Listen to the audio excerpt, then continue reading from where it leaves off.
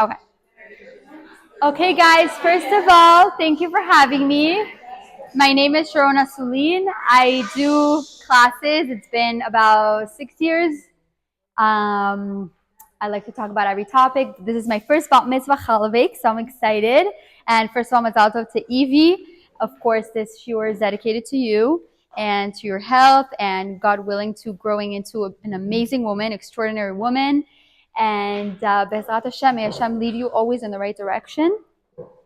So I want to talk to you guys a little bit about what does it mean to become bat mitzvah, right? So when I celebrated my bat mitzvah when I was 12, I wasn't really thinking like, what does it mean spiritually, right? I was like, okay, the DJ, how's my party going to be? Is my crush going to be there? I wasn't really thinking like, what's going on with my connection with Hashem, right? And so after my bat mitzvah, I didn't really feel any different. I was the same, right? It doesn't feel any different. You're only seeing what's physically happening, right? You're changing, you're developing, you're getting bigger. People are treating you more like an adult. You have more responsibilities. But what's happening with our soul, right? That's also important because we don't see it, but sometimes we do feel it, like maybe we're missing something. Maybe there's other things going on, right, that we need to know. So a lot of people, when they talk about Judaism, they always see the man, right? We see Moshe, we see Abraham, Yitzchak, Yaakov, and we learn about the foremothers, but there's not really a lot of times where they mention women in the Torah. But we have to understand that women actually are in the behind the scenes. They're actually responsible for every great man, right? There's a woman behind it. And also in the Torah, it's the same way. You might not see the women all in the Torah recognized, but actually every man, every leader that actually was a leader of the Jewish people, there was actually a woman behind that. So there are a lot of instances in the Torah where Hashem says, listen to the woman. Like when Abraham, he had a challenge going on, Hashem said, listen to Sarah, listen to your wife, right? And why is that? Because Hashem created us with a certain intuition, with a certain wisdom that the man doesn't have.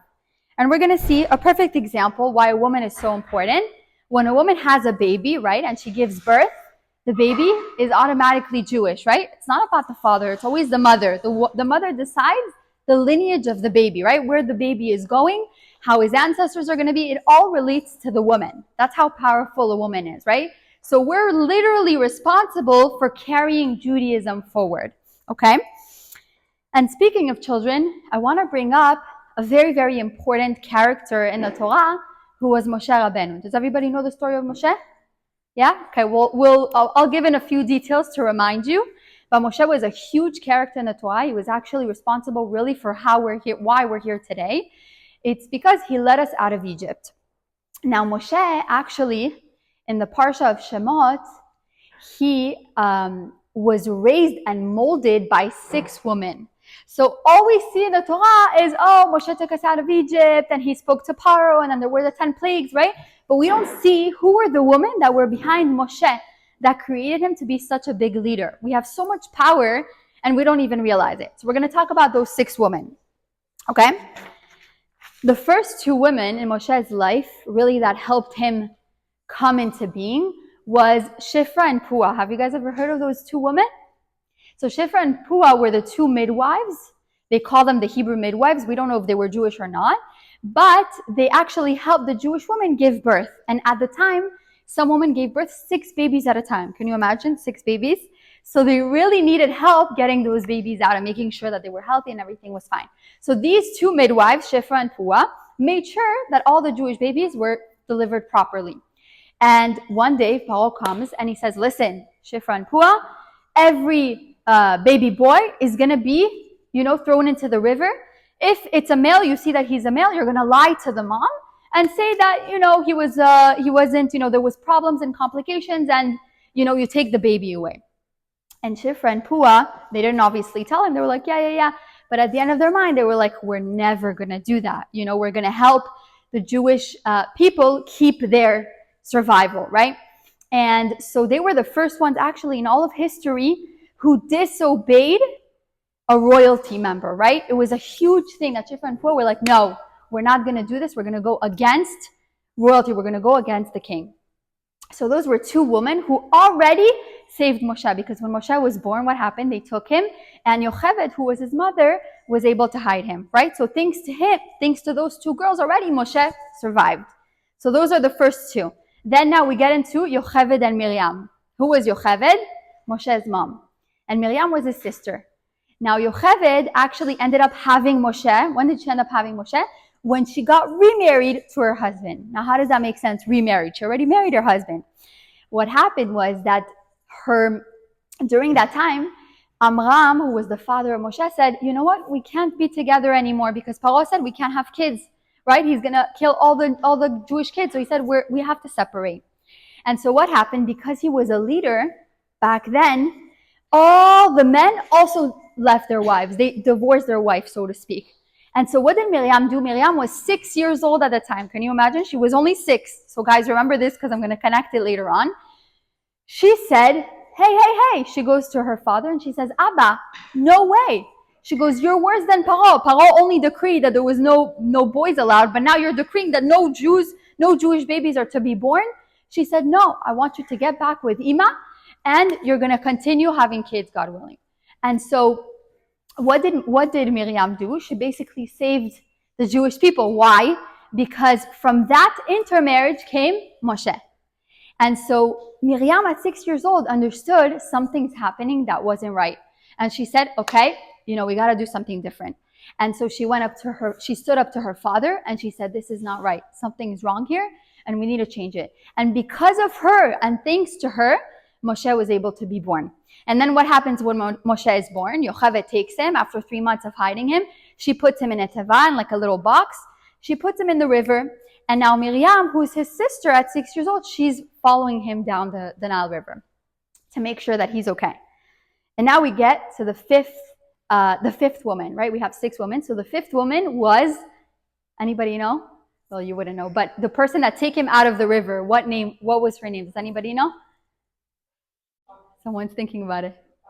You're cheating. You're not supposed to answer. No, I'm kidding. Yes, Batya. So Batya was the daughter of Paro. Now, when they mentioned that the daughter of Paro, she extended her hand when she saw the little box in the river. She extended the hand, and then she found Moshe. Now, in the Parsha, when they mentioned Batya, they didn't say Batya. They said daughter of Paro. Why? Because the Torah is very careful with how they mention people's names. And here they said daughter of Paro because they want to show you what a great woman she was. She was the daughter of the king, the daughter of the enemy, who said, no more Jewish babies. And she is the very one who extended her hand, took Moshe out of the river, and she knew he was a Jewish baby because all the Jewish babies were supposed to be thrown into the river. So she knew that this was a Jewish baby. And anyway, she decided to defy her father and say, I'm taking this baby in. And she hid it from Paro, right? And so thanks to this incredible woman, Batya, who had everything to lose and nothing to gain, Baruch Hashem, Moshe was able to be saved and grew up actually in royalty, right? He grew up in Paro's kingdom. The last woman is also just as important, is Tzipora. Anybody know who is Tzipora? Huh?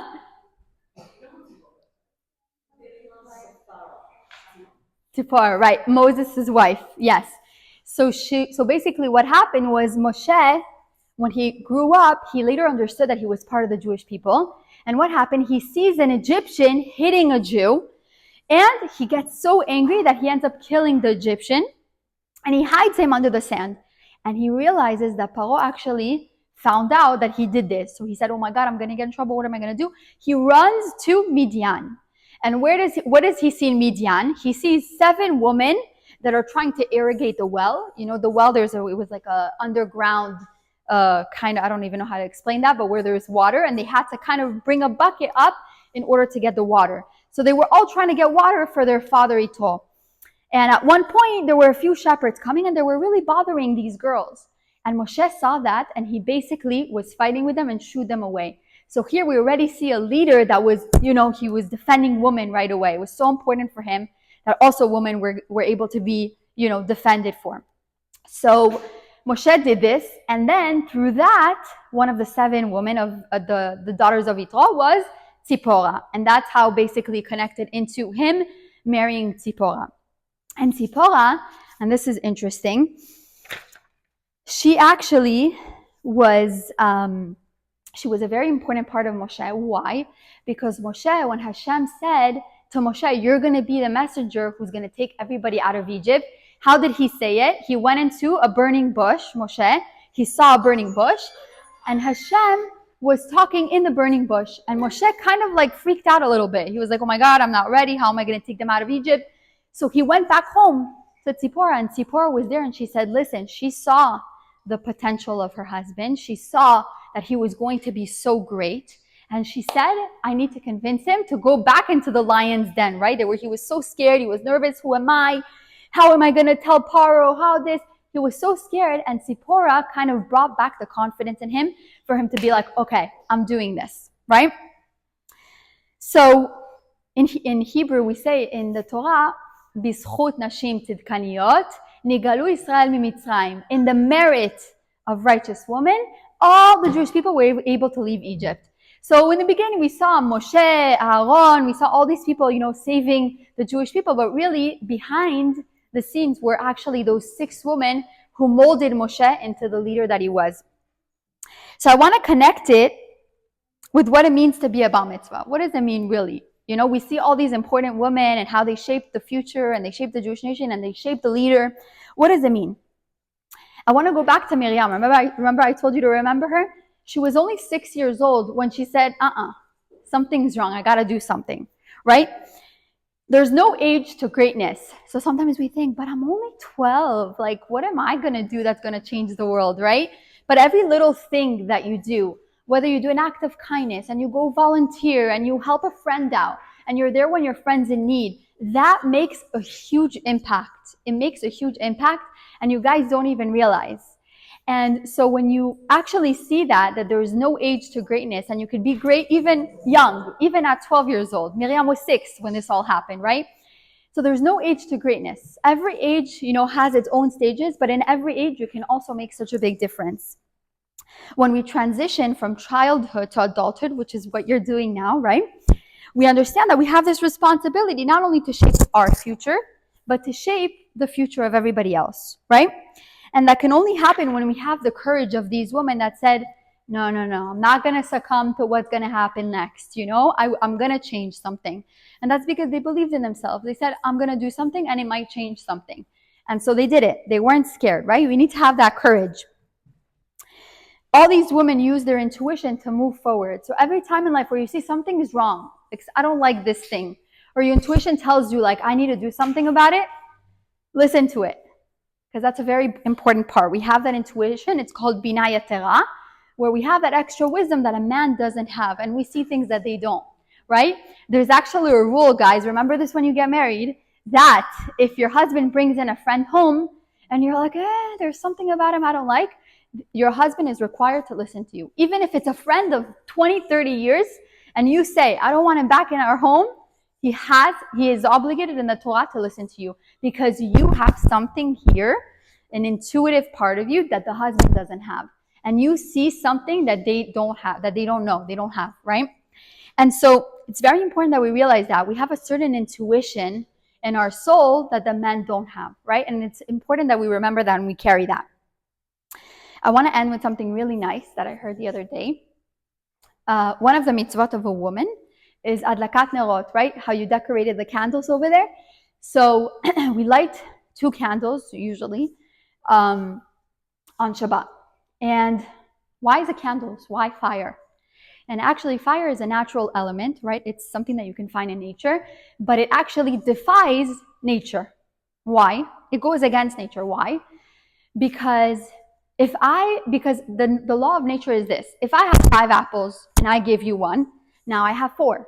So when I have something and I give something or I share something, I have less, right? That's a natural thing. That's with pretty much everything except for fire. So if I have a match right now, or if I have a flame, and each one of you has a candle, and I go around lighting each candle, I'm not going to have less. I'm going to have the same amount, but I'm going to have a lot more warmth and a lot more light with the same exact flame that I use to light each and every one of you. So it's the same thing with a soul. The fire is compared to a soul in the Torah. Why? Because a soul, the more you give of yourself, whether it's chesed, it's doing good, volunteering, being a better person, you're not going to have less. You're going to actually have more warmth. You're going to have more light, right? You're going to be able to actually spread more. So remember that when you're doing something good, you're not having less. You're actually going to have more. Another thing where the fire defies nature is every little thing that I do. So like if I'm holding this and I drop it this way, it's going to hit the floor, right? With every single object. Why? Because of the laws of gravity, right? So it's going to fall downward. But if you take a match, if you take a fire, flame, and you point it downward, it's going to be going up. We can actually try it with the flame later on so I could show you. It's always going to be pointing up. So it defies gravity. Why? Because just like a soul, we don't see this, but we can feel it. Sometimes we feel like something's missing, like something's not right, like I'm hungry for something, but it's not, it can't be satisfied with like dessert, Netflix, like there's something more, right? And so just like a flame, our souls they're hungry to go up, right? They're hungry for shiurim, they're hungry for Torah, for good words, for connection. And sometimes it's hard to find that, right? So in order to find that, in order to feed that hunger that we have, you have to find what you connect to. So something that I connect to personally is music. I love music. So they have like Jewish music that I listen to, and that helps me connect with Hashem. For some people, it could be volunteer work. It could be connecting with other people. It could be just talking to Hashem when you're having a hard time. For everybody, it's something different. So to our bar mitzvah girl, I don't want to take too long, but I hope that Hashem really gives you the tools and the wisdom to recognize opportunities and to take them whenever they present themselves, to do good, the courage to take action, like the 6 extraordinary women that we spoke about. And may you cultivate the qualities to become the leader, Bezrat Hashem, and a role model to others. And may you always be guided by Hashem to make the right decisions. And cheers to being an amazing and extraordinary woman. I'm sure you will be. And that's it. Thank you guys so much for having me.